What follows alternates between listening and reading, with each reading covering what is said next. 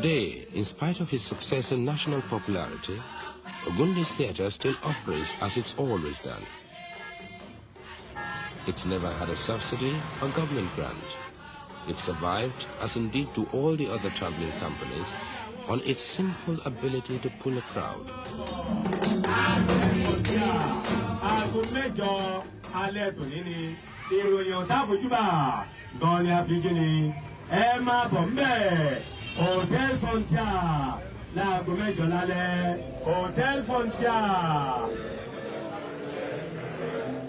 Ogunde deliberately keeps his operation simple. In a country where things have a habit of breaking down, he believes in being self-sufficient, even to carrying his own generator for lighting, and sometimes even his own stage. As those who have seen him in rehearsal will know, he doesn't allow anything to upset him. I've never seen him lose his temper. I suppose he must do, but I've never seen it. He's always extremely patient, very friendly.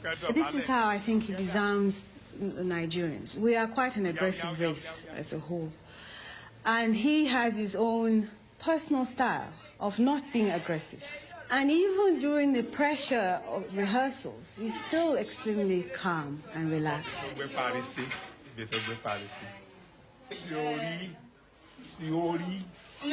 When it comes to business, it's as hard as steel.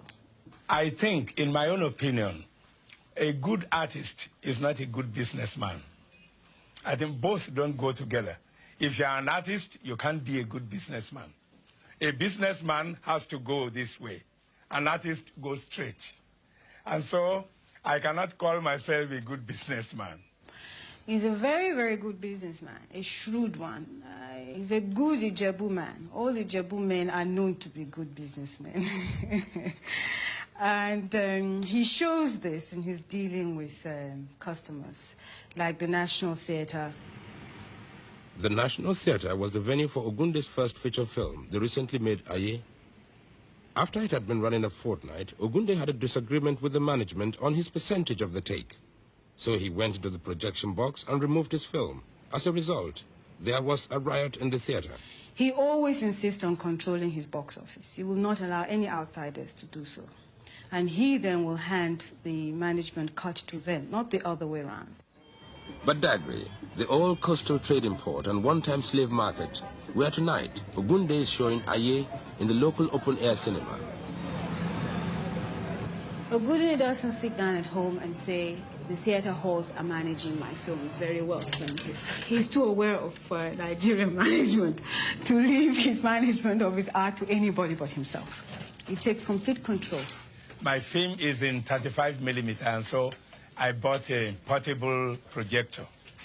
So when I was traveling abroad, I took two of my wives with me, and they learned how to operate the projector. So when I came back,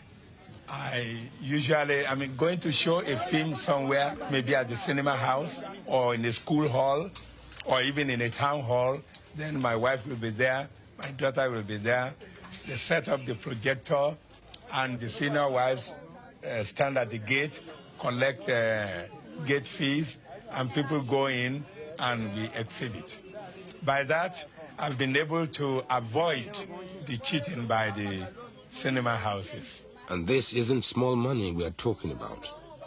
Oil-rich Nigeria has its own inflation, and a cinema seat costs about £2.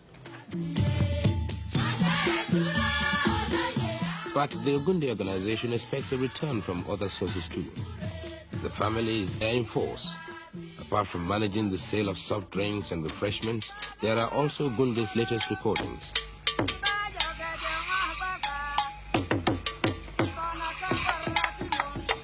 Aye is a film that has already recovered 50% of its production costs in the capital city of Lagos alone. Now the rest of Nigeria is anxious to see it.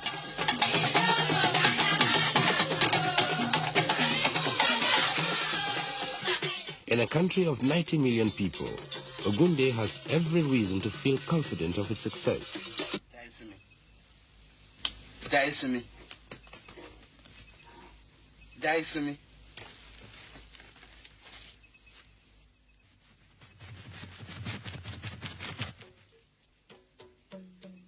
Aye is another traditional tale about witches and possession, divination and exorcism.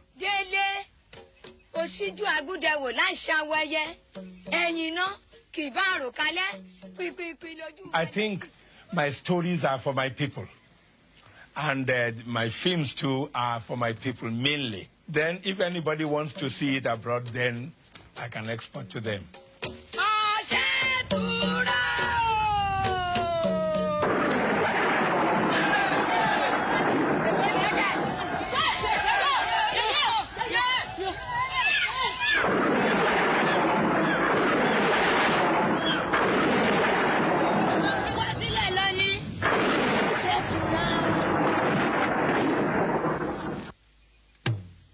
For Chief Ogunde, Aye is a test of whether at the age of 62 he can start a new career as a filmmaker. The traditional African belief is that when you are to do something, when you have a mission to fulfill in this world, and you are the real man sent to fulfill this mission, your assistance will be provided too by Providence. We Africans say, when you meet a wife and you marry her and you live long and there was no problem, or there were problems, you are able to solve them, we think everything has been prearranged by God.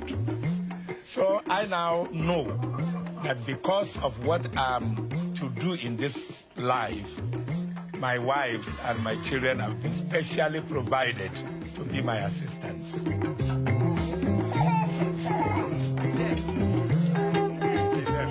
He's also very conscious, he's also very caring about his society and about his country.